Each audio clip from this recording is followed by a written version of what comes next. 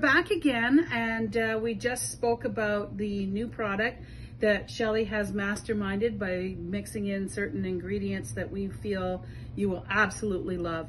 It is called Matte Velvet, and Shelly's going to demonstrate how it works, and then tomorrow we're going to do another video with a more in-depth demonstration, heat setting it, etc.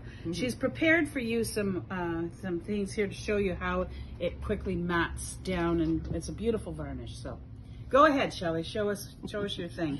Well, first I'm going to tell you on this one here, this is my air dry sample I'm going to be doing on, and as you can see, I picked a paint that has a very high gloss to it so that we can actually see the effects of the matte varnish I'm going to put on there.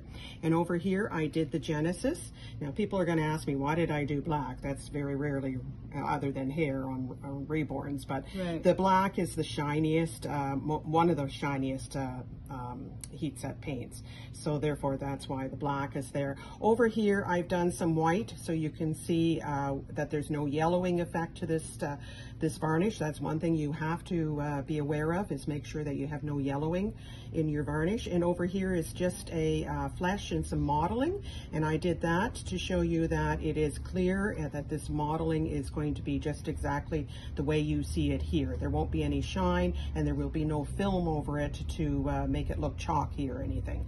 So it's just going to stay exactly the same as that, and that's what I like. You have a piece of fluff on your nail there. Oh, thank you. Okay, well, you never know what I'm wearing around here, so let's go for it. So again, this is the product I'm using, ReBornFX. It's called Matte Velvet. Reason why I called it velvet is because the touch on it is very soft when it's dry, and I loved the feel of it, other than it's a very matte varnish. So I've got some here.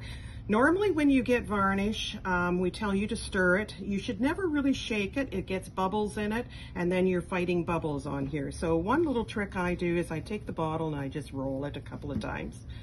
And a lot of times I will also store my varnishes, because there's a lot of matting agents that do go to the bottom.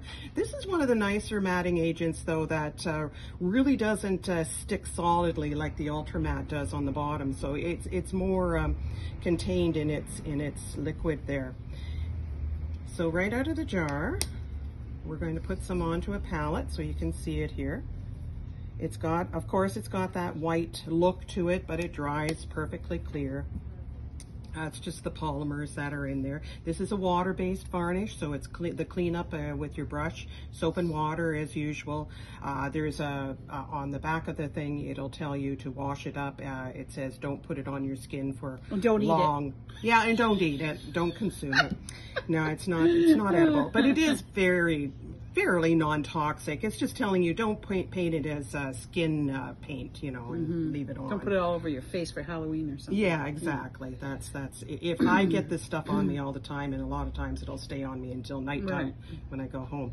Okay, now I'm going to start basically over on this one.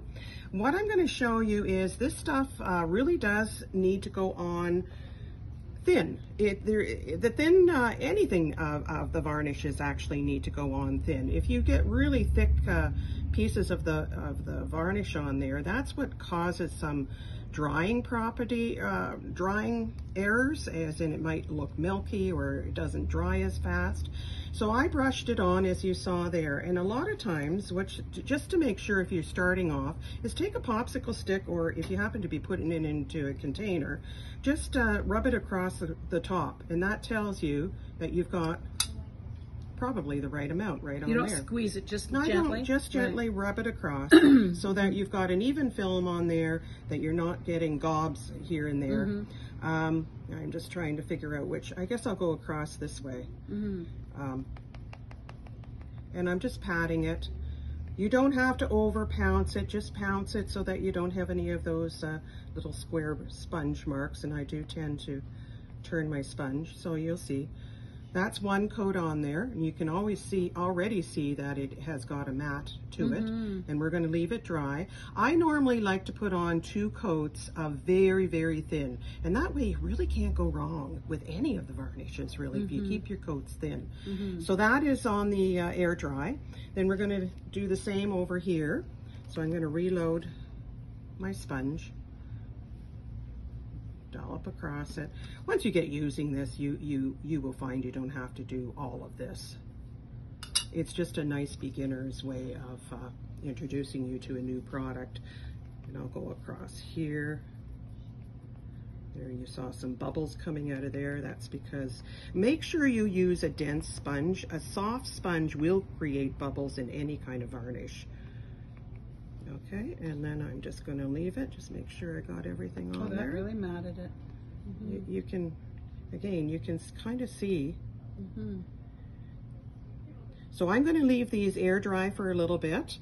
And this is why we have to do this in 2 segments. It should air dry for about 24 hours, depending on your humidity. If it's really humid, sometimes it takes 48 to 72 hours. You want to do that hand on the doll or no? Oh, yeah. Yeah, okay. I was going to also show you on a real live doll here. We had one that was in the window, and of course the vinyl makes everything go shiny, regardless of what paint you have.